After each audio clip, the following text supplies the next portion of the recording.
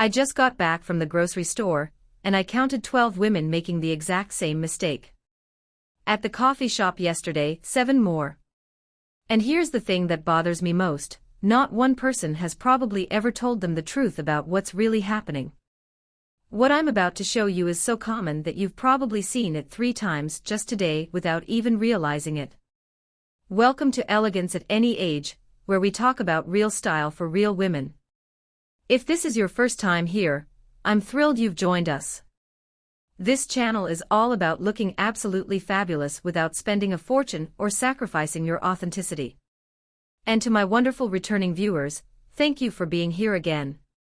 You make this community what it is, and I appreciate every single one of you. Now, before we dive in, I have a small request. If you find value in honest, practical fashion advice that treats you like the intelligent woman you are, please subscribe to this channel right now. And tap that notification bell because YouTube has a habit of hiding videos from people who would actually benefit from them. I don't want you to miss anything that could help you look and feel your absolute best. Okay, let's talk about what I'm seeing everywhere. So here's what's happening all across America right now, and I mean right this very moment. Women are walking around with haircuts that they genuinely believe make them look put together, professional, maybe even younger. But the reality is something completely different, and nobody's brave enough to say it out loud. These aren't bad haircuts necessarily. The stylists who created them probably did exactly what they were trained to do. But somewhere along the way, we all got sold the same bill of goods about what's appropriate, what's practical, and what we should want as we get older. And I think it's time we had an honest conversation about it. Because when I see these mistakes happening over and over again, and I see beautiful, vibrant women settling for less than they deserve, it genuinely makes me want to speak up. So that's exactly what I'm doing today. I'm going to show you the most common fashion mistake I see American women making every single day when it comes to their hair, and more importantly, what you can do about it if you recognize yourself in what I'm describing. The biggest mistake, and I see this absolutely everywhere, is what I call the compromise cut. Let me paint you a picture.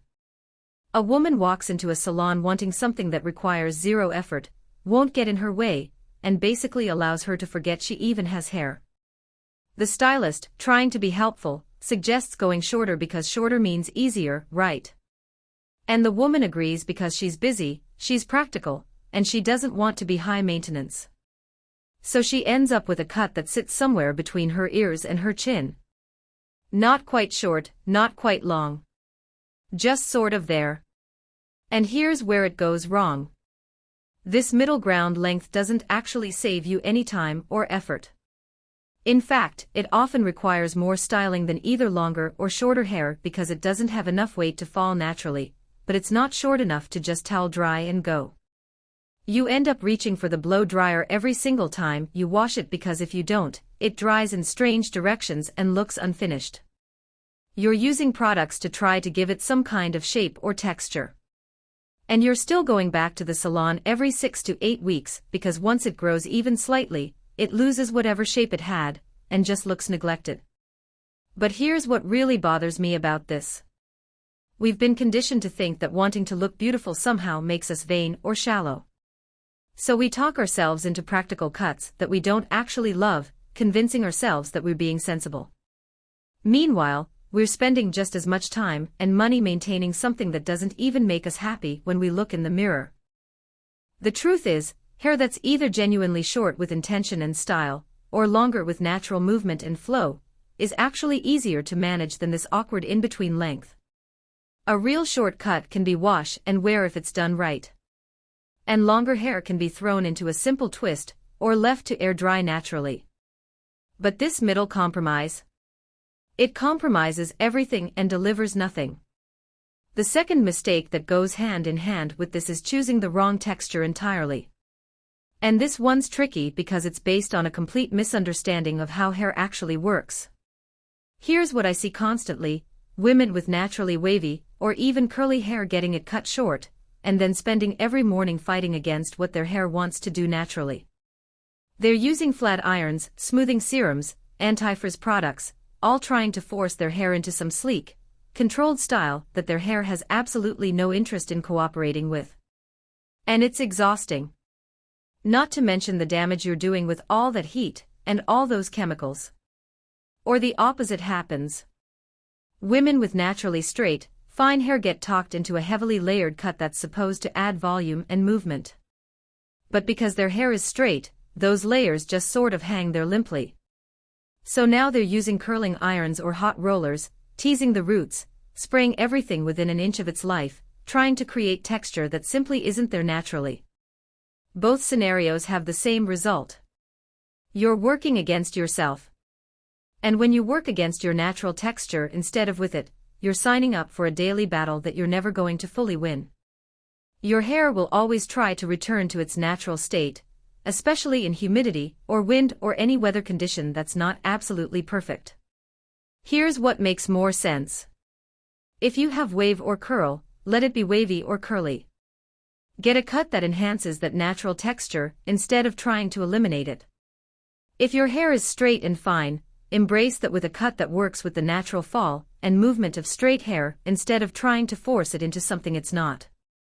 When you stop fighting your hair and start working with what you've naturally been given, everything becomes easier. You use fewer products, less heat, spend less time styling, and ironically, you end up looking more polished because your hair looks healthy and natural instead of forced and overworked. Now let's talk about the third mistake, and this one's probably going to surprise you. It's the belief that your hair should look the same every single day.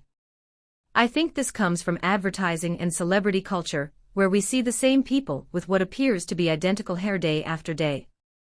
But that's not real life, and striving for that kind of consistency is setting yourself up for frustration. Real hair, healthy hair, living hair, it changes based on weather, humidity, how you slept, what products you used, whether you washed it that day or not. And that's completely normal. But American women in particular seem to have this expectation that hair should look magazine perfect and identical every single morning. So they're redoing, restyling, trying to recreate yesterday's look, and feeling like failures when it doesn't work out exactly the same way. This is where those compromise cuts really cause problems. Because they don't have a strong enough shape to look good naturally, you're constantly trying to style them into submission. And when the weather doesn't cooperate or you're running late, you feel like you look messy or unkempt. A better approach is choosing a cut that has enough inherent shape and style that it looks intentional even when it's different from day to day. Maybe today it dries with a bit more volume. Tomorrow it lies a little flatter.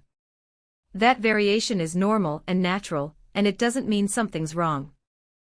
When you give yourself permission for your hair to be slightly different each day, and you choose a cut that looks good through all those natural variations, you free yourself from an enormous amount of daily stress and pressure. Okay, I want to pause for just a moment here. If what I'm sharing is resonating with you, would you do me a favor and hit that like button? It genuinely helps more women discover this channel and these conversations that I think we really need to be having. And please drop a comment below telling me if you've made any of these mistakes yourself, because I guarantee you're not alone. Sharing your experience helps other women feel less isolated in their struggles. Alright, let's continue because there are 2 more mistakes we need to address. Mistake number 4 is letting someone else's idea of age-appropriate dictate your choices. And I'm going to be really direct about this because it makes me genuinely upset. There's this pervasive idea in American culture that once you reach a certain age, your hair should be short. Not because short hair actually looks better on you, not because it suits your face shape or lifestyle, but simply because of some arbitrary rule about what's acceptable for older women. I cannot tell you how many times I've heard stories of women going to a salon with long hair, and having the stylist suggest they cut it all off. Not because there's something wrong with their long hair, but because the stylist has been taught that women over a certain age shouldn't have long hair. It's infantilizing, it's dismissive, and it's completely baseless. Your hair should be whatever length and style makes you feel beautiful and confident. If you love your long hair, keep it. If you genuinely want it short because that's what you prefer, wonderful. But don't cut your hair or keep it a certain length because you think that's what you're supposed to do at your age. And here's the thing about these so-called age-appropriate cuts. They often end up making women look older, not younger, because they're dated styles that haven't evolved in decades.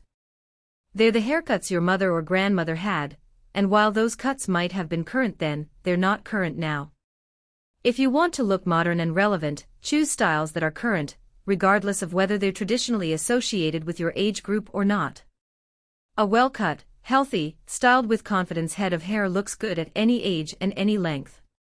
The fifth and final mistake is probably the most damaging, and it's this: treating your hair as an afterthought instead of a crucial part of your overall appearance.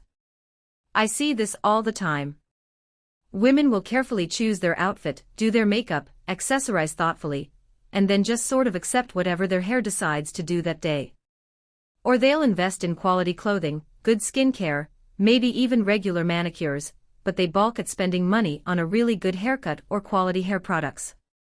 They'll get their hair cut at the cheapest place they can find, use whatever shampoo is on sale, and then wonder why their hair doesn't look as good as they want it to. Your hair frames your face. It's one of the first things people notice about you. And unlike your clothes, which you change daily, your haircut is with you every single day for months at a time. It deserves thoughtful investment.